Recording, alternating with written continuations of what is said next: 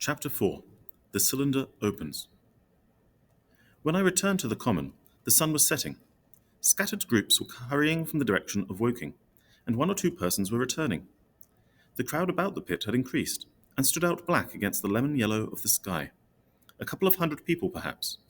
There were raised voices, and some sort of struggle appeared to be going on about the pit. Strange imaginings passed through my mind. As I drew nearer, I heard Stent's voice. "Keep back! Keep back!" A boy came running toward me. "It's a moving," he said to me as he passed.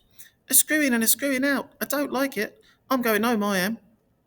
I went on to the crowd. There were really, I should think, 200 or 300 people, elbowing and jostling one another, the one or two ladies there being no means the least active. "He's fallen in the pit!" cried someone. "Keep back!" said several. The crowd swayed a little, and I elbowed my way through. Everyone seemed greatly excited. I heard a peculiar humming sound from the pit. "I say," said Ogilvy, "help keep these idiots back. We don't know what's in the confounded thing, you know." I saw a young man, a shop assistant in Woking I believe he was, standing on the cylinder and trying to scramble out of the hole again. The crowd had pushed him in. The end of the cylinder was being screwed out from within. Nearly 2 feet of shining screw projected. Somebody blundered against me, and I narrowly missed being pitched on to the top of the screw. I turned, and as I did, the screw must have come out, for the lid of the cylinder fell upon the gravel with a ringing concussion. I stuck my elbow into the person behind me and turned my head toward the thing again. For a moment, that circular cavity seemed perfectly black. I had the sunset in my eyes. I think everyone expected to see a man emerge, possibly something a little unlike us terrestrial men, but in all essentials a man. I know I did. But looking, I presently saw something stirring within the shadow. Greyish, billowy movements, one above another, and then 2 luminous discs like eyes, then something resembling a little grey snake, about the thickness of a walking stick, coiled up out of the writhing middle, and wriggled in the air toward me, and then another. A sudden chill came over me. There was a loud shriek from a woman behind. I half turned, keeping my eyes fixed upon the cylinder still from which other tentacles were now projecting, and began pushing my way back from the edge of the pit. I saw astonishment give place to horror on the faces of the people about me. I heard inarticulate exclamations on all sides. There was a general movement backward. I saw the shopman struggling still on the edge of the pit.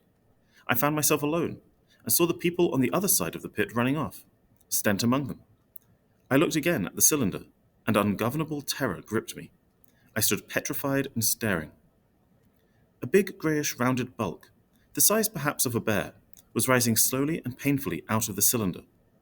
As it bulged up and caught the light, it glistened like wet leather. 2 large, dark-coloured eyes were regarding me steadfastly. The mass that framed them, the head of the thing, it was rounded, and had, one might say, a face. There was a mouth under the eyes, the lipless brim of which quivered, and panted, and dropped saliva. The whole creature heaved and pulsated convulsively. A lank tentacular appendage gripped the edge of the cylinder. Another swayed in the air. Those who have never seen a living Martian can scarcely imagine the strange horror of its appearance. The peculiar V-shaped mouth with its pointed upper lip, the absence of brow ridges, the absence of a chin beneath the wedge-like lower lip, the incessant quivering of this mouth, the gorgon groups of tentacles, the tumultuous breathing of the lungs in a strange atmosphere, the evident heaviness and painfulness of movement due to the greater gravitational energy of the earth. Above all, the extraordinary intensity of the immense eyes were at once vital, intense, inhuman, crippled, and monstrous. There was something fungoid in the oily brown skin, something in the clumsy deliberation of tedious movements unspeakably nasty. Even at this first encounter, this first glimpse, I was overcome with disgust and dread. Suddenly the monster vanished. It had toppled over the brim of the cylinder and fallen into the pit, with a thud like the fall of a great mass of leather. I heard it give a peculiar thick cry, and forthwith another of these creatures appeared darkly in the deep shadow of the aperture. I turned, and running madly, made for the first group of trees, perhaps 100 yards away. But I ran slantingly and stumbling, for I could not avert my face from these things. There, among some young pine trees and furze bushes, I stopped, panting, and waited further developments. The common round the sand pits was dotted with people standing like myself, in a half-fascinated terror, staring at these creatures, or rather at the heaped gravel at the edge of the pit in which they lay. And then, with a renewed horror, I saw a round, black object, bobbing up and down on the edge of the pit. It was the head of the shopman who had fallen in, but showing as a little black object against the hot western sky. Now he got his shoulder and knee up, and again he seemed to slip back until only his head was visible. Suddenly he vanished, and I could have fancied a faint shriek had reached me. I had a momentary impulse to go back and help him that my fears overruled.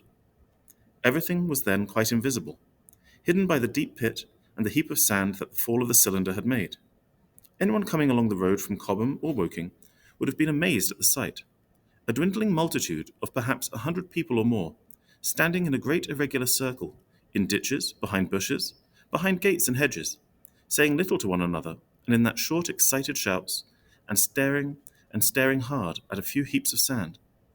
The barrow of ginger beer stood, a queer derelict, black against the burning sky, and in the sandpits was a row of deserted vehicles, with their horses feeding out of nosebags or pawing the ground.